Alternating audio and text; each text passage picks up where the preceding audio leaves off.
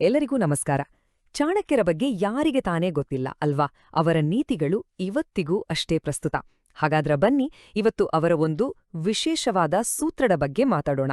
ಅದೇನಪ್ಪಾ ಅಂದ್ರೆ, ಒಂದು ಸುಖೀ ನೆಮ್ಮದಿಯ ಜೀವನಕ್ಕೆ ಮೌನ ಎಷ್ಟು ಮುಖ್ಯ ಅನ್ನೋದು. ಚಾಣಕ್ಯರದ್ರ ಬಗ್ಗೆ ಏನ್ ಹೇಳ್ತಾರೆ ನೋಡೋಣ ಬನ್ನಿ. ನೋಡಿ, ಚಾಣಕ್ಯರು ಹೇಳುವ ಈ ಒಂದು ಮಾತು ಎಷ್ಟು ಸರಳ ಆದ್ರೂ ಎಷ್ಟು ಅರ್ಥಗರ್ಭಿತ ಅಲ್ವಾ? ಮೀನು ಬಾಯಿ ತೆಗೆದಾಗ ಮಾತ್ರ ಸಿಕ್ಕಿ ಹಾಕ್ಕೊಳ್ತದೆ. ವಾವ್! ನಿಜಕ್ಕೂ ನಮ್ಮ ಇವತ್ತಿನ ಇಡೀ ಚರ್ಚೆಗೆ ಇದೇ ಅಡಿಪಾಯ. ಸರಿ, ಹಾಗಿದ್ರೆ ಬನ್ನಿ ಇದ್ರ ಆಳಕ್ಕೆ ಇಳಿದು ನೋಡೋಣ. ಈ ತತ್ವ ನಿಜ ಜೀವನದಲ್ಲಿ ಹೇಗ್ ಕೆಲ್ಸ ಮಾಡುತ್ತೆ ಅಂತ ಅರ್ಥ ಮಾಡ್ಕೊಳ್ಳೋಕೆ ಒಂದು ಕಥೆ ಕೇಳೋಣ ಬನ್ನಿ. ವೀರಸೇನ ಅಂತ ಒಬ್ಬ ಸೈನಿಕ ಒಂದು ದೊಡ್ಡ ಯುದ್ಧದಲ್ಲಿ ಗೆದ್ದು ಬರ್ತಾನೆ. ರಾಜನಿಗೆ ಎಲ್ಲಿಲ್ಲದ ಸಂತೋಷ. ಅವನ ಶೌರ್ಯಕ್ಕೆ ಮೆಚ್ಚಿ ಅಪಾರವಾದ ಸಂಪತ್ತು ಉಡುಗೊರೆಗಳನ್ನು ಕೊಟ್ಟು ಸನ್ಮಾನ ಮಾಡ್ತಾನೆ. ಈ ವೀರಸೇನ ಖುಷಿಯಿಂದ ಬೀಗುತ್ತಾ ತನ್ನ ಊರಿಗೆ ವಾಪಸ್ ಬರ್ತಿರ್ತಾನೆ. ದಾರಿ ಮಧ್ಯೆ ತನ್ನ ಸಂಬಂಧಿಕರ ಮನೆಯಲ್ಲಿ ಉಳಿದುಕೊಳ್ತಾನೆ. ಅಲ್ಲೇ ನೋಡಿ, ಖುಷಿಯ ಭರದಲ್ಲಿ ಮಾತಿಗೆ ಮಾತು ಬೆಳೆದು ಯುದ್ಧದ ಬಗ್ಗೆ, ತನ್ನ ಗೆಲುವಿನ ಬಗ್ಗೆ, ಆಮೇಲೆ ರಾಜ ಕೊಟ್ಟ ಆ ಭರ್ಜರಿ ಬಹುಮಾನಗಳ ಬಗ್ಗೆ ಒಂದು ಬಿಡದೆ ಎಲ್ಲವನ್ನೂ ಹೇಳ್ಬಿಡ್ತಾನೆ. ಆದ್ರೆ ಏನಾಗತ್ತೆ ಗೊತ್ತಾ? ಅವನ ಸಂತೋಷವನ್ನ ಹಂಚಿಕೊಳ್ಳೋ ಬದಲು ಕೇಳ್ದವರ ಮನಸ್ಸಲ್ಲಿ ಅಸೂಯೆಯ ಬೀಜ ಮೊಳಕೆ ಒಡೆಯತ್ತೆ. ಅದೇ ಸಂಬಂಧಿಕರಲ್ಲೊಬ್ಬ ಹೋಗಿ ವೀರಸೇನನ ಶತ್ರುಗಳಿಗೆ ಈ ವಿಷಯವನ್ನೆಲ್ಲ ಮುಟ್ಸಿಬಿಡ್ತಾನೆ. ಅಷ್ಟೇ ನೋಡಿ, ಅವನ ಯಶಸ್ಸೇ ಅವನಿಗೆ ದೊಡ್ಡ ಶತ್ರುವಾಗಿ ಬಿಡುತ್ತೆ. ಅಂದ್ರೆ ಅವನ ಮಾತುಗಳೇ ಅವನಿಗೆ ಮುಳುವಾಗತ್ತೆ. ಈ ಕಥೆಯಿಂದ ನಮಗೆ ಚಾಣಕ್ಯರ ಮೊದಲ ಸೂತ್ರ ಸ್ಪಷ್ಟವಾಗಿ ಅರ್ಥವಾಗುತ್ತೆ. ಏನದು? ಯಶಸ್ಸು ಮತ್ತು ಸಂಪತ್ತು ಬಂದಾಗ ಅದಕ್ಕೆ ಒಂದು ರಕ್ಷಾ ಕವಚ ಬೇಕೇ ಬೇಕು. ಆ ಕವಚ ಬೇರೇನೂ ಅಲ್ಲ, ಅದೇ ಮೌನ. ಒಂದು ಕ್ಷಣ ಯೋಚನೆ ಮಾಡಿ. ಯಾರಿಗಾದ್ರೂ 1 ಕೋಟಿ ಲಾಟ್ರಿ ಹೊಡೀತು ಅಂದ್ಕೊಳ್ಳೋಣ. ಮೊದ್ಲು ಬರೋ ಯೋಚನೆನೇ ಈ ಖುಷಿ ಸುದ್ದಿಯನ್ನ ನಮ್ಮವರಿಗೆಲ್ಲ ಹೇಳಿ ಸಂಭ್ರಮಿಸೋದು ಅಲ್ವಾ? ಇಲ್ಲಿ ನೋಡಿ, ಒಂದು ಇಂಟ್ರೆಸ್ಟಿಂಗ್ ವಿಷಯ ಇದೆ. ನಾವ್ ಹೇಳೋದು ಒಂದು, ಆದ್ರೆ ಕೇಳೋರು ಅದನ್ನ ಅರ್ಥ ಮಾಡ್ಕೊಳ್ಳೋದೇ ಇನ್ನೊಂದು. ಒಬ್ಬ ವ್ಯಕ್ತಿ ನಾನು ನನ್ನ ಕಷ್ಟದ ದಿನಗಳಲ್ಲಿ ಹೀಗಿದ್ದೆ ಅಂತ ಸ್ಫೂರ್ತಿ ಕೊಡೋಕೆ ಹೇಳಿದ್ರೆ ಕೇಳೋರದನ್ ಹೇಗ್ ತಗೋತಾರೆ? ಓಹ್, ಇವನು ಮೊದ್ಲು ಬರೀ ಹೋಟೆಲ್ ಸಪ್ಲಾಯರ್ ಅಂತೆ ಅಂತ ಅವರ ಇವತ್ತಿನ ಯಶಸ್ಸನ್ನೇ ಚಿಕ್ಕದಾಗಿ ಮಾಡ್ಬಿಡ್ತಾರೆ. ಅಂದ್ರೆ ನಮ್ಮ ಉದ್ದೇಶ ಒಳ್ಳೇದೇ ಇದ್ರೂ ಅವರ ಗ್ರಹಿಕೆ ಬೇರೆನೇ ಇರುತ್ತೆ. ಸರಿ, ಈಗ ಮುಂದಿನ ಸೂತ್ರಕ್ಕೆ ಹೋಗೋಣ. ಸೂತ್ರ 2.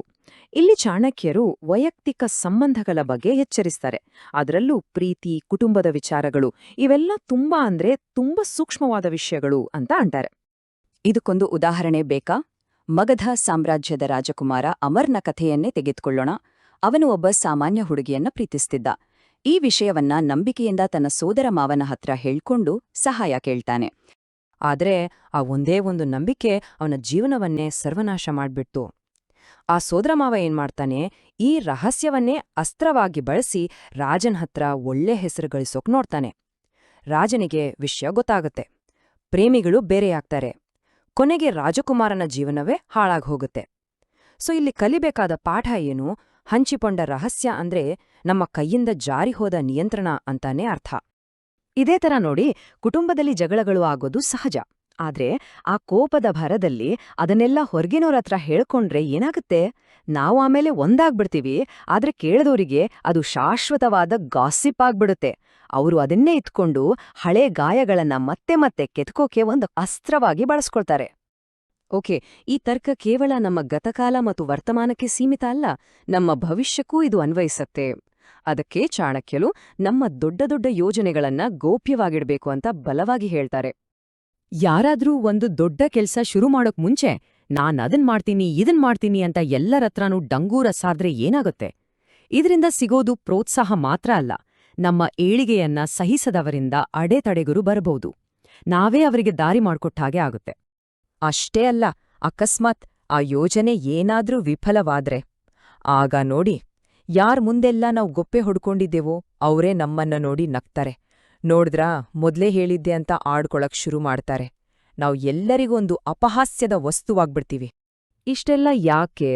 ದಾನಧರ್ಮದಂತ ಒಳ್ಳೆ ಕೆಲ್ಸ ಮಾಡಿದ್ರು ಅಷ್ಟೇ.